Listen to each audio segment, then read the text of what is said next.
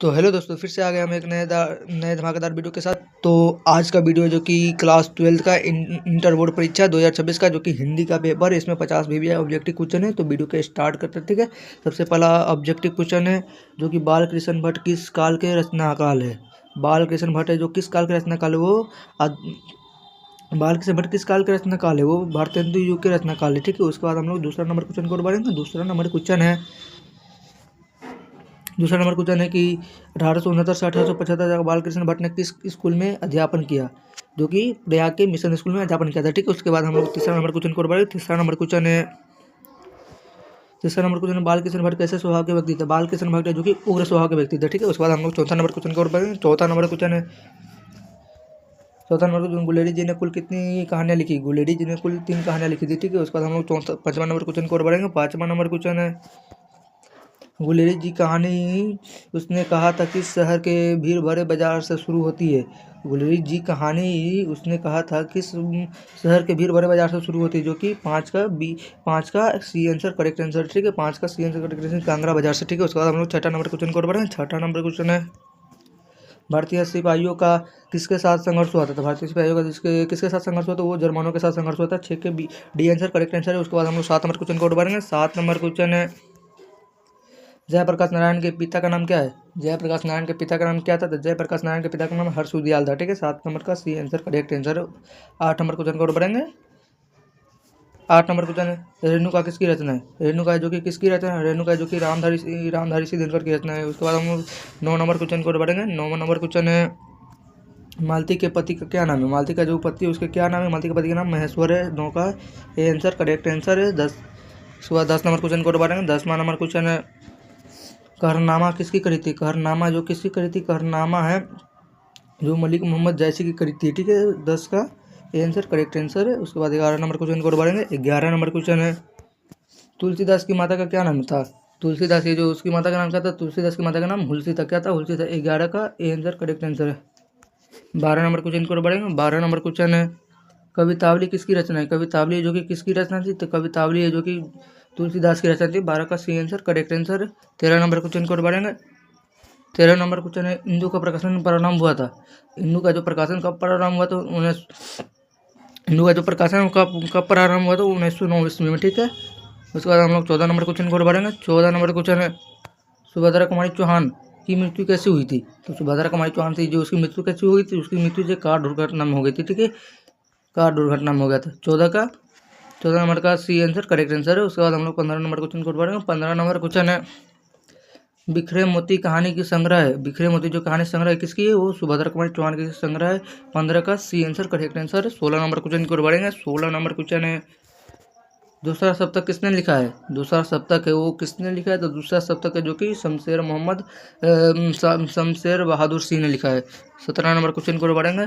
17 number question है विद्यालय का संधि विच्छेद करें।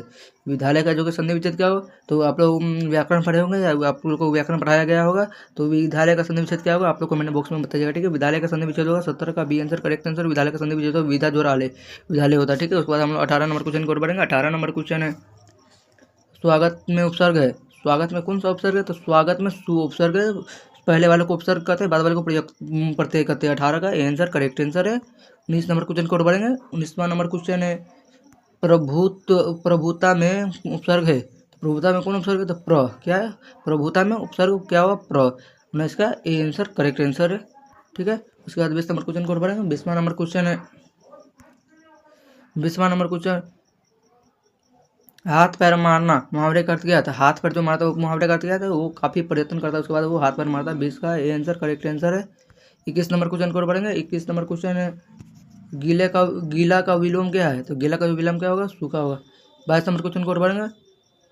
22 नंबर क्वेश्चन है बालकृष्ण के प्रहसन का नाम बताए। बालकृष्ण के प्रहसन का नाम क्या था, तो जैसा काम वैसा परिणाम। 22 का बी आंसर करेक्ट आंसर है, ठीक है। 23 नंबर क्वेश्चन को पढ़ेंगे। 23 नंबर क्वेश्चन है बातचीत शीर्षक निबंध का निबंधकार है। तो बातचीत शीर्षक के निबंध का निबंधकार कौन है, तो बातचीत शीर्षक के निबंध का निबंधकार कौन है, बालकृष्ण भट्ट है, ठीक है। 23 का डी आंसर करेक्ट आंसर होगा, ठीक है। उसके बाद हम लोग 24 नंबर क्वेश्चन को बढ़ेंगे। 24 नंबर क्वेश्चन है 24 नंबर क्वेश्चन को हम लोग बढ़ते हैं। 24 नंबर क्वेश्चन है जो कि बातचीत के माध्यम से बालकृष्ण भट्ट है क्या बताना चाहता था? बातचीत के जो माध्यम से बालकृष्ण भट्ट क्या बताना चाहता था? तो वो बातचीत की शैली बताना चाहता था। ठीक है, 24 का आंसर करेक्ट आंसर है। ठीक है, 25 नंबर क्वेश्चन को बढ़ेंगे। 25 नंबर क्वेश्चन है, लाना सिंह किस पद पर था? लाना सिंह है जो कि वो किस पद पर था? तो लाना सिंह है जो कि वो मेजर के पद पर था। ठीक है, उसके बाद हम लोग पीडीएफ पढ़ने में थोड़ा गलती हो गया, मेजर लिखा गया। ठीक है, मेजर होगा। ठीक है, फिर उसके बाद हम लोग 26 नंबर क्वेश्चन को और बढ़ेंगे। 26 नंबर क्वेश्चन है, लाना सिंह का निधन किसके गोद में हुआ था? लाना सिंह का जो निधन है वो किसके घर में किसके गोद में हुआ था? वजीरा सिंह के गोद में। उसके बाद हम लोग 27 नंबर क्वेश्चन को बढ़ेंगे। 27 नंबर क्वेश्चन है, प्रेमचंद थे क्या? प्रेमचंद क्या था? तो प्रेमचंद एक कथाकार था। ठीक है, उसके बाद 28 नंबर क्वेश्चन को और बढ़ते हैं। 28 नंबर क्वेश्चन है, दिनकर का जन्म कब हुआ था? तो दिनकर का जो जन्म वो कब हुआ था? तो रामधारी से दिनकर का जन्म 23 सितंबर 1908 का हुआ था। ठीक है, 23 सितंबर 1908 का हुआ था। 28 का ए आंसर करेक्ट आंसर है। उसके बाद हम लोग 29 नंबर क्वेश्चन को और बढ़ेंगे। 29 नंबर क्वेश्चन है, ड का उच्चारण स्थान क्या है? तो जो ड है उसका उच्चारण स्थान क्या होगा? ड का उच्चारण स्थान मुर्दा होगा। आप लोग व्याकरण पढ़ेंगे तो इसका आंसर कमेंट बॉक्स में बताइएगा। ठीक है, 29 नंबर का सी आंसर करेक्ट आंसर है। ठीक है, उसके बाद हम लोग देखो पीडीएफ बनने में थोड़ा गलती हो गया। ठीक है, आप लोग मैनेज कीजिएगा। मानक किस चिंता से युद्ध पर जाता है? मानक जो कि किस चिंता से युद्ध पर जाता है? मानक वो अपनी उसकी बहन थी मुन्नी, मुन्नी की विवाह की चिंता पर युद्ध पर जाता है। ठीक है, उसके बाद हम लोग 30 नंबर क्वेश्चन को बढ़ेंगे। 30वां नंबर क्वेश्चन है, जयप्रकाश के माता का नाम क्या है? जयप्रकाश के माता का नाम क्या था? तो जयप्रकाश के माता का नाम बिस्नी क्या था? बिस्नी था। ये वीडियो बनने में थोड़ा गलती हो गया। ठीक है, आप लोग थोड़ा मैनेज कीजिएगा। ठीक है, हम लोग 31 नंबर क्वेश्चन को बढ़ते हैं। 31 नंबर क्वेश्चन है, बालकृष्ण भट्ट का जन्म हुआ था कहाँ हुआ था? यानी बालकृष्ण भट्ट कब हुआ था? बालकृष्ण भट्ट का जन्म 23 जून 1844 को हुआ था। 31 का ए आंसर करेक्ट आंसर है। ठीक है, 34 नंबर क्वेश्चन 32 नंबर क्वेश्चन को और बढ़ेंगे। 32 नंबर क्वेश्चन है, सेब पेड़ से गिरा वाक्य में किस कारक का विभक्ति है? सेब है जो पेड़ से गिर गया, वो इसमें किस कारक का विभक्ति की है?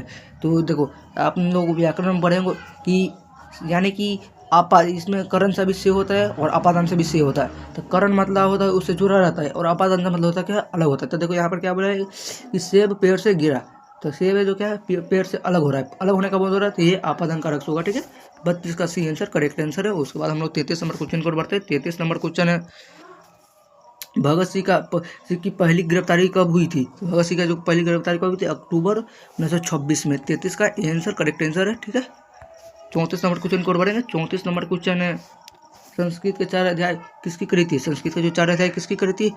वो संस्कृत के 4 अध्याय किसकी कृति थी? वो रामधारी सिंह दिनकर की कृति। ठीक है, उसके बाद हम लोग 35 नंबर क्वेश्चन की ओर बढ़ेंगे। 35 नंबर क्वेश्चन है, सूरदास की कृति है। सूरदास की कृति क्या है? साहित्य लहरी।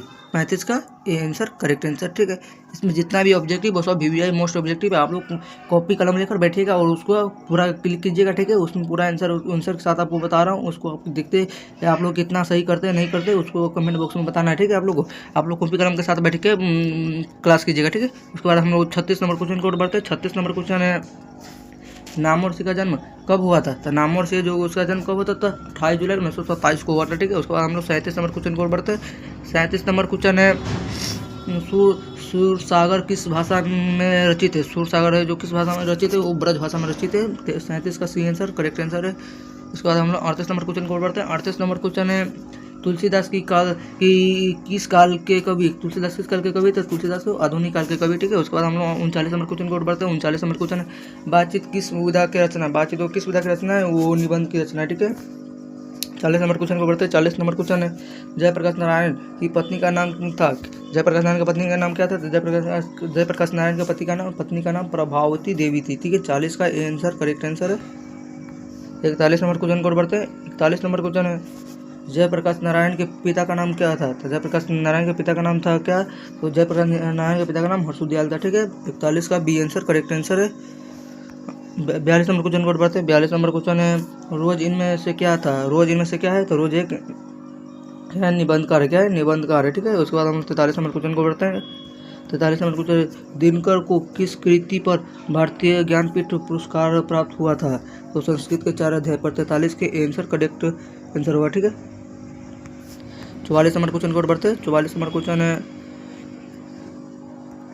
सिपाही की माँ कौन है? सिपाही की माँ थी कौन थी? तो सिपाही की माँ है जो कि वो हरक दई या लखन दई या बिशन दई, तो बिशन दई था। ठीक है, 44 का आंसर करेक्ट होगा। ठीक है, 44 का आंसर करेक्ट आंसर है। 45 नंबर क्वेश्चन को बढ़ते हैं। 45 नंबर क्वेश्चन है, च का उच्चारण स्थान क्या होगा, तो च का जो उच्चारण स्थान क्या होगा वो तालु होगा, ठीक है। 45 का ए आंसर करेक्ट आंसर है। 46 नंबर क्वेश्चन को और बढ़ते हैं। 46 नंबर क्वेश्चन है प वर्ग का उच्चारण स्थान होता है, प वर्ग का उच्चारण स्थान क्या होता है, वो की ओष्ठ होता है, ठीक है। 46 का डी आंसर करेक्ट आंसर है, ठीक है। 47 नंबर क्वेश्चन को और बढ़ते हैं। 47 नंबर क्वेश्चन है घ का उच्चारण स्थान क्या होगा, घ का उच्चारण स्थान क्या होता है, घ का उच्चारण स्थान क्या होगा, कंठ होगा, ठीक है। 47 का बी होगा आंसर करेक्ट है, ठीक है। उसके बाद हम 48 नंबर क्वेश्चन को बढ़ते हैं। 48 नंबर क्वेश्चन है वर्णों के क्रमशः को क्या कहते हैं, वर्णों के क्रमशः को वर्णमाला कहते हैं, ठीक है। 48 का सी आंसर करेक्ट आंसर है।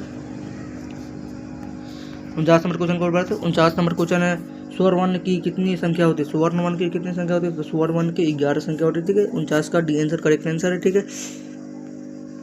उसके बाद 50 नंबर क्वेश्चन को जो कि आखिरी क्वेश्चन है और बेहद ही इंपॉर्टेंट क्वेश्चन है। ये क्वेश्चन बार बार बोर्ड एग्जाम में पूछा जाता है, ठीक है। व्यंजन वर्ण की कितनी संख्या होती है, व्यंजन वर्ण की कितनी संख्या होती है, व्यंजन वर्ण की कुल उसका अपना संख्या कुल कितना होता है, 33 होता है, ठीक है। 50 का बी आंसर करेक्ट आंसर है, ठीक है। इसका करेक्ट आंसर यही। और वीडियो पसंद आए तो वीडियो को लाइक कीजिए और चैनल पर नए तो चैनल को सब्सक्राइब कीजिएगा। फिर मिलते हैं अगले वीडियो में, जब तक के लिए जय हिंद जय भारत।